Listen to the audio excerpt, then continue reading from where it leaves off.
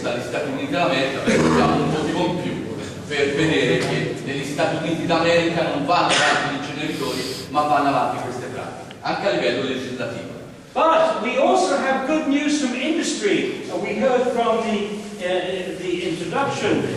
We have industrial responsibility. We need sustainable design from the very beginning. We need clean production, and we need extended producer responsibility, which means, here's an example of extended producer responsibility for packaging. The beer industry in Ontario has been using reusable glass bottles for 50 years. 50 anni. 98% of the bottles are recovered. Each bottle goes around 18 times.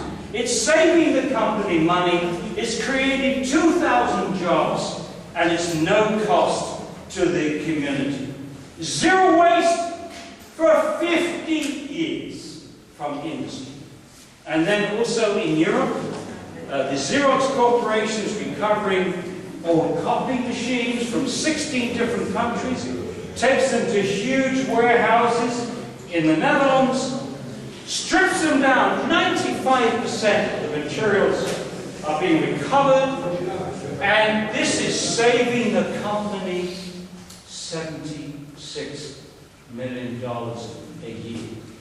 And this is the good news. The good news is, with zero waste, economics are on the same side as the environment. Qual è la buona notizia? È che si può connettere, coniugare, diciamo, l'amicizia con l'ambiente con l'economia, con il risultato economico. Questo vuol dire fare vino, perché non l'ha detto, ma lo dico io. So, but we need, remember the third thing? Industrial responsibility at the front end, community responsibility at the back end, and good political leadership to bring these two together. So good leadership, we need leaders with a big vision,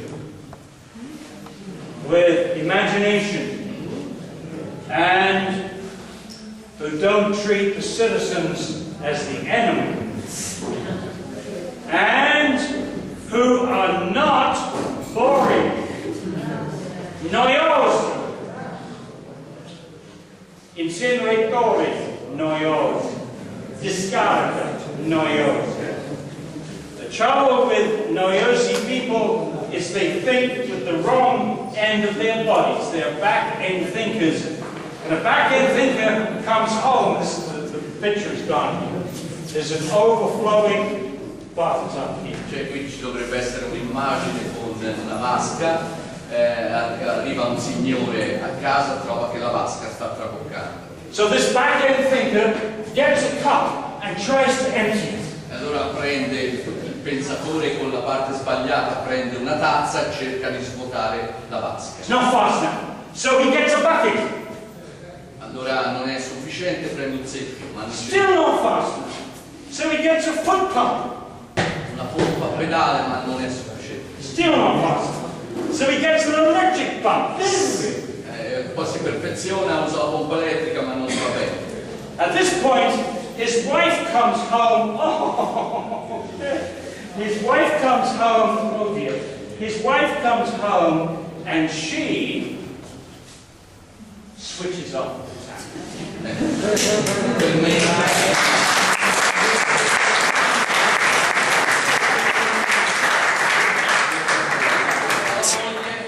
Che è un esempio di pensatrice con la parte giusta del corpo e chiude il rubinetto e risolve il problema. And that's the metaphor. The metaphor for this presentation is we have to move from the back end of waste management to the front end of resource management. We have to say no to the throwaway society and yes to a sustainable society. And I began this discussion by saying that the big problem was overconsumption.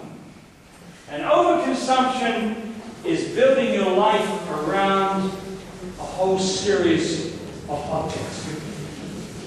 And the only alternative that I can think of is a life built around community development, where life is not consuming objects, but expanding your human relationships.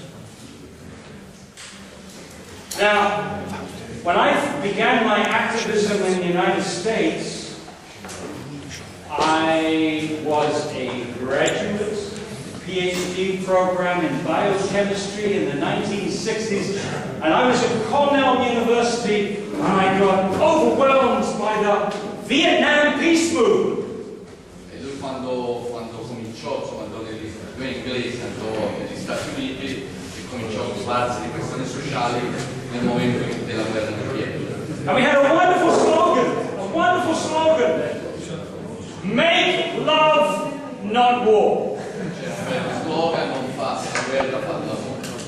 So now we put the two together and we make love, not war.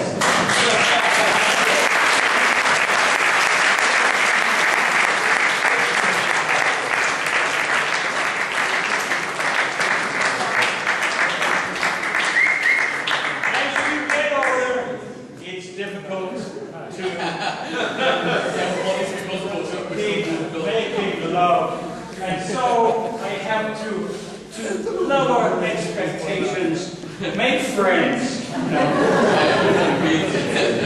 Ha cambiato, sono più modesto, fare amicizia. So Rifiuti zero, and to quote Obama, yes we can, yes we can, yes we can. Rifiuti zero, and we.